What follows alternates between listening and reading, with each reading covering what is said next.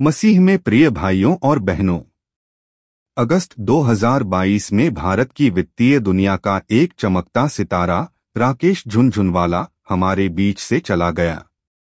भारत का Warren Buffett कहे जाने वाले उन्होंने केवल 5,000 रुपए से शुरुआत की और एक विशाल साम्राज्य खड़ा किया।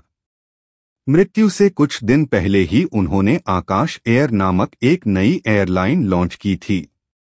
मीडिया ने उनके साहस, दृष्टिकोण और परोपकारी कार्यों की प्रशंसा की, लेकिन एक पत्रकार की लिखी एक पंक्ति आज के सुसमाचार और हमारी आत्मा को झकझोर देती है। उसने बाजार जीत लिया, लेकिन एक भी शेयर साथ नहीं ले जा सका। सच है। लूका रचित सुसमाचार में एक इसी तरह की कहानी हमें सुनने को मिलती है। एक व्यक्ति यीशु से कहता है, गुरु, मेरे भाई से कहिए कि वह मेरे साथ संपत्ति बांटे। यीशु उसे प्रत्यक्ष उत्तर न देकर एक दृष्टांत सुनाते हैं। एक धनी व्यक्ति की भूमि बहुत उपजाऊ हुई। उसने अपने आप से कहा, मैं अपनी पुरानी कोठारें गिराकर नई बनाऊंगा और अपनी सारी संपत्ति उसमें भर लूंगा। फिर मैं अपनी आत्मा से कहूंगा, खा पी मौज कर। लेकिन परमेश्वर ने कहा, मूर्ख, इसी रात तुझसे तेरी आत्मा मांग ली जाएगी। जो कुछ तूने जमा किया वह किसका होगा? यह कहानी राकेश झुनझुनवाला के विरुद्ध नहीं है। उन्होंने तो अस्पतालों और शिक्षा के क्षेत्र में उदार दान दिया। वे मूर्ख नहीं थे, लेकिन उन्हें भी यह नहीं पता था कि उनकी रात इतनी निकट थी। यीशु इस दृष्टांत के द्वारा धन के विरोध में नहीं, स्वार्थी आत्मा के विरुद्ध बोल रहे हैं।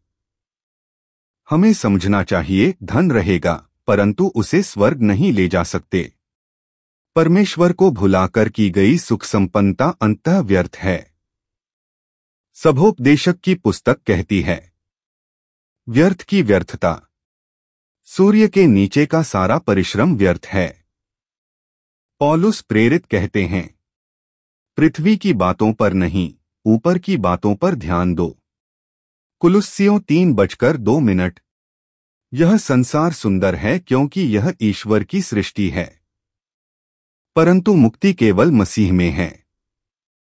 उसी में हमारा सच्चा खजाना है। करुणा, दया, सहनशीलता, पवित्रता, यही शाश्वत निवेश हैं।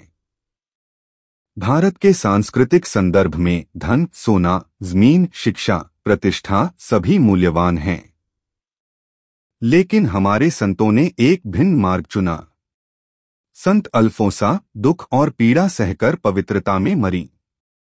संत फ्रांसिस जेवियर सुख समृद्धि त्याग कर सुसमाचार बांटा। मदर टेरेसा खुद के पास कुछ नहीं था पर लाखों का हृदय जीत लिया। धन्य देव सहायम पिल्लई जाति और वैभव छोड़कर शहीद बने। इनके पास पृथ्वी पर कुछ नहीं था परंतु स्वर्ग में अमूल्य खजाना था। अब प्रश्न हमसे है, हम किसमें निवेश कर रहे हैं? हमें अरबपति बनने की आवश्यकता नहीं, लेकिन मसीह हमसे पूछते हैं, क्या आप पैसे के लिए जी रहे हैं या करुणा के लिए? क्या आप बड़ी कोठारें बना रहे हैं या बड़ा दिल? क्या आप केवल अपने परिवार के लिए कमा रहे हैं या दूसरों के लिए दान भी दे रहे हैं? बिली ग्राहम ने कहा, आपने कभी शव वाहन के पीछे यूहॉल ट्रक नहीं देखा होगा। यूहॉल अमेरिका कनाडा में लोगों का सामान ढोने वाला ट्रक है। मौत के बाद कोई सामान साथ नहीं जाता, केवल प्रेम, न्याय और करुणा हमारे साथ चलती हैं। इसलिए प्यारे भाइयों और बहनों, दुनिया कहती है कमा, खा और मौज कर। यीशु कहते हैं प्रेम करो, बांटो, विश्वास रखो। दुनिया कहती है सेवानिवृत्ति के लिए योजना बनाओ। यीशु कहते हैं अनंत जीवन के लिए योजना बनाओ।